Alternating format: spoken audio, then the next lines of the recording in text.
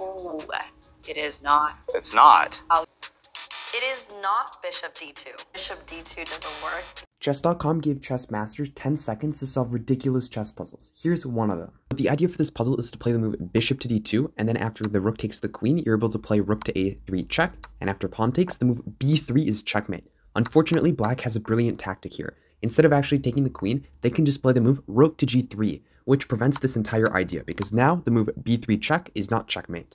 So what can white do instead? What is the correct move in this position? Well, instead of going bishop to d2 right away, what we do instead is play the move queen to f3, where even though it can be captured by the bishop, nothing can stop the plan of playing bishop d2 and then rook a3 check and checkmate. So regardless of what black decides to do, rook a3 check, and after pawn takes, b3 is checkmate. But black does have a slightly better defense. After playing the move queen to f3, black doesn't actually need to take. The best move here is to simply try to run the king away. However, we still have the brilliant move rook to a3 check, and after pawn takes, we now have the move queen takes. And this is simply checkmate because even though the bishop blocks, bishop to d2 is checkmate. They still have a better defense though, because instead of taking this with their pawn, they can block with the bishop. However, we play another brilliant move, rook takes a4 check. The king is simply forced to take, and now after we play the move b3 check, the king is forced up, and after taking the queen, regardless of what black does, it's checkmate on the next move.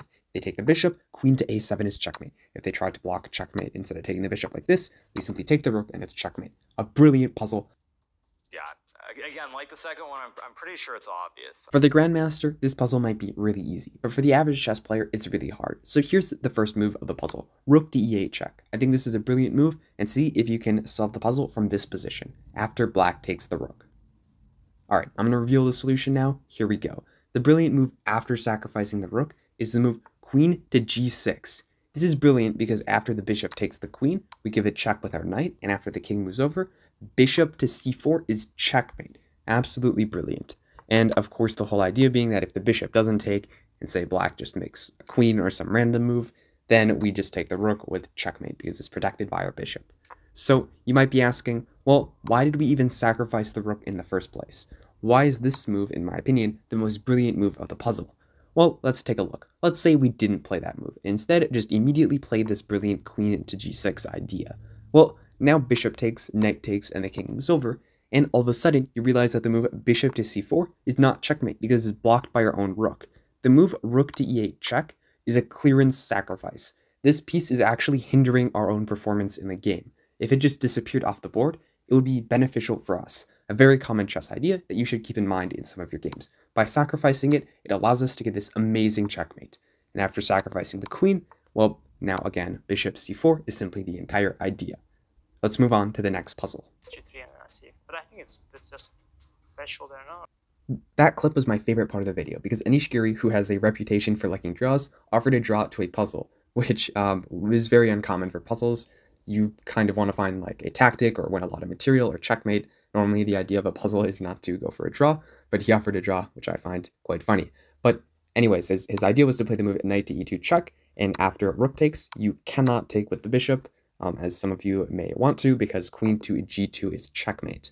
So after you take with the rook, the idea is definitely not to take with the pawn. The idea is to play the move g3, sort of trying to attack white, keeping your options available, and Anish's idea was to go for a perpetual check. Unfortunately, this does not work. So like if white decided to take, for example, maybe there's some sort of perpetual where the game repeats itself 3 times in the exact same position, making the game a draw. But white definitely doesn't have to do this, and instead white has the very clever idea to actually give up the rook with rook takes f3, and the engine needed a couple seconds to think, but this is the best move. Because after rook takes, even though they sacrificed a rook, by playing the move rook to g2, well, now white is completely safe. Black's initiative is completely gone, they have no perpetual check, and their position is really going to crumble. If they move the rook anywhere, well, now your queen is gone, because your queen is in check, your king is in check, you can't save both, the game is practically over. Alright, so we've covered why the perpetual doesn't work. You can't go for a draw in this position. You have to go for checkmate. So what is the winning idea here? The winning idea is the move f2 check. Why is this good? Well, if the king moves to the corner, this is checkmate. Great. Well, what if the king takes? It's checkmate, just a little bit longer. If we go check here, this really doesn't work because the king is just going to run away. So, however, we have this very brilliant double check idea. The knight checks the king, the rook checks the king, and we force the king to either go to this square where they get checkmated immediately, or move one square to the right, where we take the rook with check, they move here, we give a check with the rook, they block, we take with the queen for checkmate. So, they cannot take with the king. They can't move their king. They have to take with one of their rooks. Now let's say they take with this rook first. Well, now here's the brilliant idea. Queen to g2 check.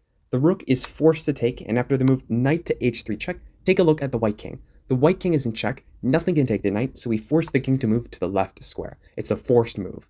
And now we're able to take this rook with check, the other rook is forced to block, and we take that rook and it's checkmate, the rook being protected by the knight. But wait, I hear you saying, there's another rook. Remember, what if this rook takes? Well, fortunately, the idea is exactly the same. Really, nothing changes. Still, queen to g2 check works. After rook takes this check, the king is forced to move over, the rook runs all the way down the board, and after blocks, the idea is the same. Rook takes g1 checkmate. Another brilliant puzzle.